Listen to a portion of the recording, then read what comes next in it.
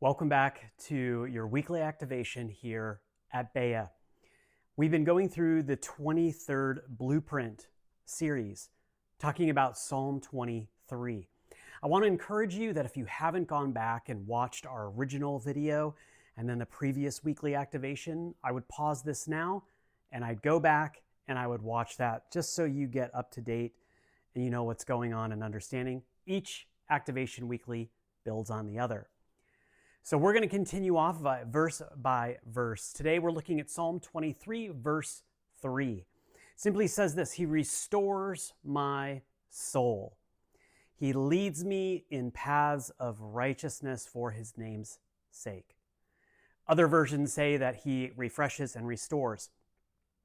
I think what's important here to understand is that this verse, so powerful and so anchored in the presence of Father, Jesus, and Holy Spirit. The two big takeaways that I want to encourage you with as you join me in studying this verse throughout the entire week is refreshed and restored. Those two specific words, R and R. It seems as though in our society we have grown into the opposite end of the pendulum, from R&R to more of rush and rush instead of rest and restore, or reset and restore. See, Jesus, the ultimate good shepherd, has such a plan devised for us and strategy that he did all the work for us, making it so we don't have to strive to enter into a place of refreshing or a place of restoration. My encouragement to you is as you go through this week, you would actually focus on this one verse, rest and restore, and take a little bit of liberty and go back and review verses 1 and 2 that we talked about in the previous week of activation, and then begin to sprinkle in a little bit of verse 3 into this as you continue to dive deep into this portion of Scripture. This week, we're going to take a look at a few specific points that I want to bring to light out of Psalm 23:3. The first one is the word refresh. When we think of that word refresh, I don't know about you, but I just think of like a cool breeze, relaxing in a chair, sun on my face, maybe walking through the woods, maybe on the peak of a mountain. I'm sure all of us have some form of version of what the word refresh means to us. I think what it's important to understand is, what does refresh mean? It means here in this translation or in this scripture that it's taking a needed break. Not just taking a break for the sake of taking a break, but it's about taking a needed break. What's important to highlight here is it's not about deciding when we take the break.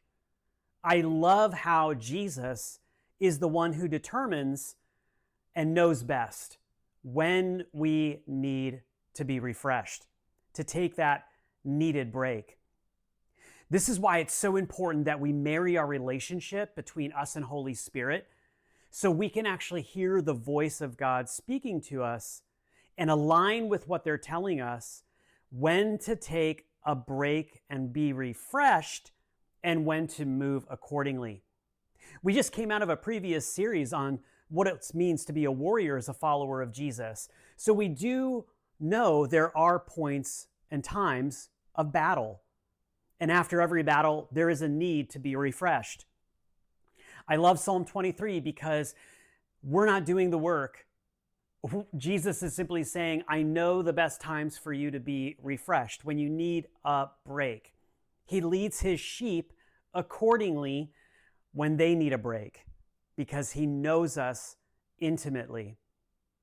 That second word, restoration, in here, when you break it down, it's actually meaning a complete overhaul. Restoration is a complete overhaul of healing.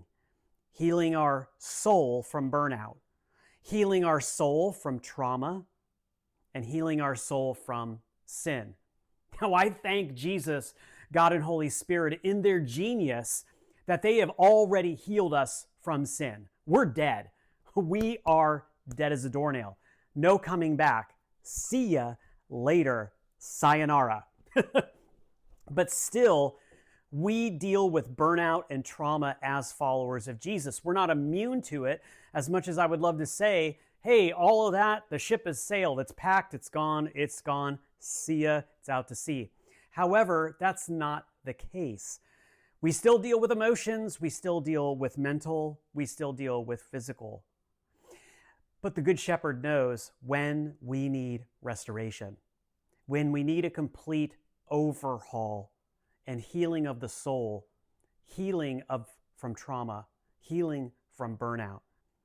You know, the beauty is as a sheep, we don't really have much to do except to submit to the shepherd and to submit to his timing, submit to his leadership, submit to his direction and his strategy. That's the beauty of this whole journey through Psalm 23 is God, Jesus, and Holy Spirit, in the midst of their delight and goodness, are teaching us that we don't need to strive to enter into a place of refreshing and restoration. The work has already been done for us. Hallelujah! Hallelujah. That is so good to know. The beauty here is that when God wants to restore us, it's a process that is always assigned to us with victory at the end. He doesn't cause us to fail, and it's not in his intention to fail. He always has something victorious on the other side for us. I love this second part of the verse. He restores, refreshes my soul, and he leads me in paths of righteousness for his name's sake. Did you know that the righteous path is practicing the way of discipleship as a follower of Jesus? So many times we use the word righteousness and we talk about it and we really lean heavy on doing what is right. And there's nothing wrong with that because that is all part of righteousness. However, we seem to miss a very important part that is tied to Matthew, Mark, Luke, and John in the Gospels. In the Brit Hadashah, we miss out on this important area called the Commission or the Great Commission.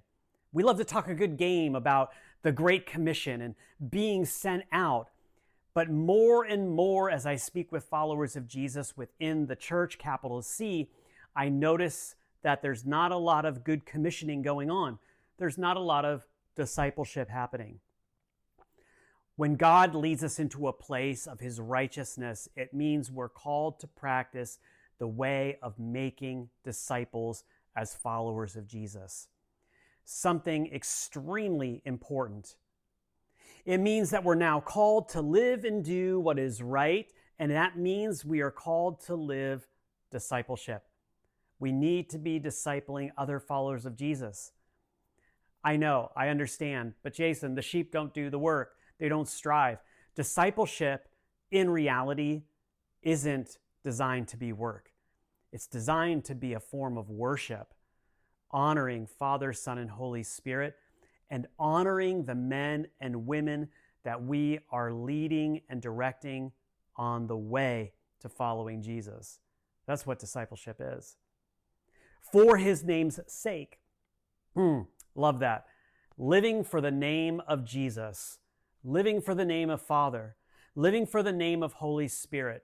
The beauty is we are stamped and we are a reflection of his glory. Our job here is to manifest the presence and glory of God here in the earth while we're here currently. We're not waiting to manifest the presence and glory of God when we get to heaven. He's called us to do it now. And that is what it means when we say for his name's sake. We're here to represent the name of the Father, the Son, and the Holy Spirit. The three, the great team. We have an obligation as sheep. We represent the shepherd. Something to think about. And finally, we're reminded in John 14:6 that Jesus is the way. He is the truth, and he is the life. That all sums up our Good Shepherd. Now, I've given you a couple of points here to think about for this week. I would highly encourage you to break down each point and ask yourself a series of questions when it comes to each area that we highlighted on the specific verse. Ask yourself, how am I going to apply these this week? How am I going to dig in? It's not about knowledge, it's about experiencing the relationship. I'm going to leave you with 3 questions that I want you to use this week as you activate your spiritual journey with Father, Son, and Holy Spirit. Question number 1 is this: do I practice a weekly Sabbath? Sabbath. Do I practice a weekly Sabbath? Part of being refreshed is taking a needed break. And God, since He created the earth, we find in Genesis that He created a day called the Sabbath. Even God stopped working to demonstrate to us that we are called to fulfill a commandment to stop working 1 day a week, to take a break, to be refreshed. And sometimes in the midst of that refreshing, He does a process of restoration. I would highly encourage you, if the answer is no when you ask yourself that question, you, Jesus and Holy Spirit and Father, need to break down a time during your week that you can set aside away from all of the work to focus in on them, to worship, to be restored, and to be refreshed with them, and make it a lifestyle. If you're already doing it, kudos to you, great job. It's fantastic, and it's going to make a massive difference in your life. There's a reason why God stopped, and if God can do it, we certainly can. It's a gift, and it's an act of worship. Question number 2, do I need refreshed in this dimension of my journey with Father, Son, and Holy Spirit? Do I need a needed break right now? And if so, what does that look like? And what does that look like? Once you establish that, how do they want to refresh you? What is it that they want to do in the process of refreshing when they meet with you? And finally, question number 3 that I want you to reflect on: if righteousness is the path of practicing the way of discipleship as a follower of Jesus, am I discipling others? And if not, when can I start? Don't ask the question of why am I not? That's done, that's over. Ask the question, when can I start? And who can I disciple? Thank you so much for joining me for another weekly activation here on Bea. We look forward to seeing you next week for the next activation as we continue through Psalm 23 verse by verse.